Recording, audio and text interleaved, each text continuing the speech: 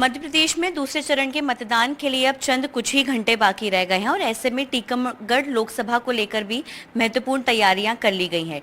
टीकमगढ़ जिले के कलेक्टर और रिटर्निंग ऑफिसर अवधेश शर्मा जी हमारे साथ मौजूद हैं, उनसे बातचीत करेंगे क्या कुछ तैयारियां पूरे लोकसभा में की गई हैं। सर, क्योंकि एक बड़ी लोकसभा है, 8 जो है विधानसभा इसमें शामिल हैं, क्या कुछ तैयारियां जो है पूरी लोकसभा के हिसाब से की गई हैं? जैसा कि आपने बताया कि टीकमगढ़ जो लोकसभा है ये 3 जिलों के अंदर फैली हुई है, जिसके अंदर निवाड़ी के 2 विधानसभा, हमारे टीकमगढ़ के 3 और छतरपुर के 3 विधानसभा आती हैं। इस प्रकार 8 विधानसभा में लगभग 18 लाख मतदाता इस बार हमारे चिन्हित हैं जो वोट डालने के लिए प्रयासरत रहेंगे। और उनकी व्यवस्था देखते तो लगभग 2077 हमारे मतदान केंद्र हैं यहाँ पे। तो उनकी व्यापक व्यवस्था है। हमारे सभी AROs जो हमारे संबंधित SDMs भी हैं, वो दोनों जिलों के कलेक्टरों के साथ हमने समन्वय करके उसकी माकूल व्यवस्था हमने तैयारी करी है।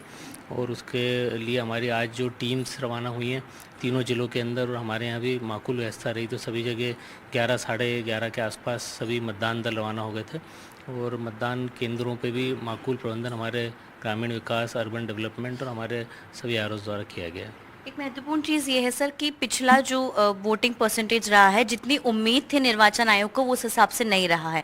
इस बार क्या कुछ तैयारियां आपकी लोकसभा में आपने की है जिससे कि लोग ज्यादा से ज्यादा वोटिंग के लिए निकले? इसके लिए लगभग हमारे 15-20 दिन से और पहले फेज़ के चुनाव के बाद और गंभीरता से हमने उसके अंदर काफ़ी प्रयास किए हैं। तो हमने इसके अंदर 3-4 प्रॉन्ग की स्ट्रेटेजी तय की थी। पहले की थी हमने कि मैन टू मैन हम उनको टैकल करें। तो हमारे पास सबसे अच्छा था कि वोटर स्लिप जो पर्ची बढ़ती है उसके लिए हमारे सब BLOs एक एक घर में जा रहे थे।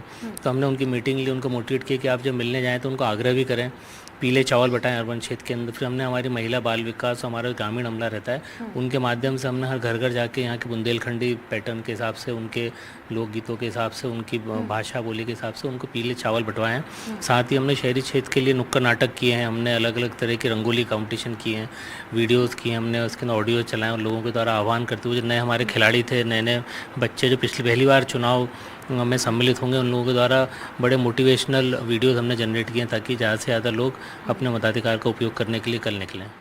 सर, क्योंकि गर्मी का वक्त काफ़ी ज़्यादा है, बुंदेलखंड क्षेत्र में गर्मी काफ़ी ज़्यादा होती भी है, क्या पर्याप्त इंतजामात पूरे किए गए हैं? तमाम जो मतदान केंद्र हैं वहाँ पर जो लोग आएंगे या फिर जो भी कर्मी वहाँ पर मौजूद रहेंगे? हमने पूरा प्रयास किया है कि अभी हमने रात से ही प्रयास किया कि सभी जगह पानी की व्यवस्था हमने सुनिश्चित की कि पानी रहे। हमने छाँव के लिए टेंट ऐसा लगाया है कि धूप की स्थिति देखते हुए कि सुबह के समय एक तरफ से आती, शाम को एक तरफ से आती, तो हमने स्पेशली पिन पॉइंटेड सभी को बताया कि ऐसे नहीं हो कि लाइन यहाँ खड़ी वहाँ पे धूप आ जाए।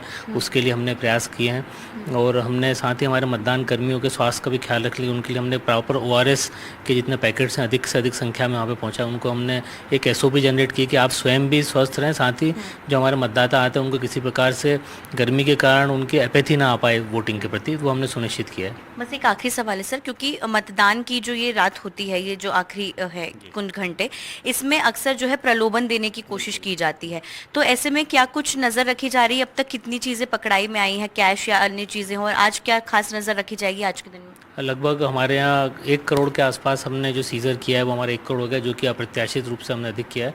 तो इसमें हमारा पुलिस फोर्स और साथ ही हमने FST SST लगाई थी। साथ ही हमारे पास ऑब्जर्वर्स की टीम भी है जो लगातार हमको मोटिवेशन और मार्गदर्शन देती रहती है। और इलेक्शन कमीशन द्वारा इसमें निगरानी सतत की जा रही है, एक उन्होंने ऐप बना रखा है। तो हमने ये प्रयास किया है कि हमारे किसान का सीज़न है तो किसान परेशान ना हो, व्यापारी परेशान ना हो, लेकिन जो राशि का ट्रांजेक्शन ऐसा होता है जो अनअकाउंटेड फॉर है, उस पर हमने सख्त से सख्त कार्रवाई करी है। तो हमने इसके अंदर मदिरा भी काफ़ी स्थिति में पकड़ी है। साथ ही हमने जो अवांछनीय कुछ बर्तन मिले थे तो GST के द्वारा भी इसमें मदद की गई है। और आज के रात में हमारी स्पेशल QRT FST पूरे क्षेत्र के अंदर है और एरिया डोमिनेशन की कार्रवाई की गई है ताकि किसी प्रकार के प्रलोभन के कोई भी शिकायत जितनी आती है उस पर तुरंत कार्रवाई भी की जा रही है। बहुत बहुत धन्यवाद सर NDTV से बातचीत करने के लिए। तो हमारे साथ अवधेश शर्मा जी मौजूद थे। लोकतंत्र का महापर्व है और इस महापर्व को मनाने का सबसे बेहतर जो है एक तरीका ये है कि आप ज़्यादा से ज़्यादा बड़ी संख्या में वोट करने के लिए निकलें, क्योंकि वोट हमारा अधिकार है और यहाँ पर प्रशासन भी इसको लेकर पूरी तैयारियों में जुटा हुआ है। टीकमगढ़ से कैमरा पर्सन अभिषेक सिंह के साथ अमृतांशी जोशी, NDTV।